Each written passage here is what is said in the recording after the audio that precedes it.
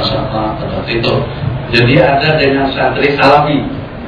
Bukan memojokkan mereka, memang mereka tuh nggak paham sebenarnya. Sudah dia nggak mau ngaji, jangan nyalain orang lagi. Dulu teman saya namanya Ustaz Lutfi. Mungkin dia beberapa kali sampai ke akhir.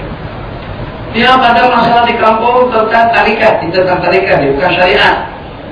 Amalan malam Jumat, tentang hadis nisfu Syaban, tidak tosok Syaban, waktu mulailah Rasulullah hadis itu dhaif, tentang bunuh dhaif, tentang kaliran dhaif. Jadi kata teman saya, ini yang sahih.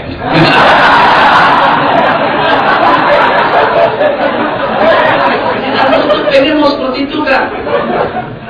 Pernah dengar Al-Qaeda, pernah dengar ISIS sekarang ini, itu diantara daripada kumpulan yang menyerap atau juga yang menganuti, yang mengamalkan pahaman Salafi dan Wahabi yang ekstrim, sebab mereka beranggapan kalau kita tidak seakidah dengan mereka, berarti dengan kita dianggap kafir atau juga buta.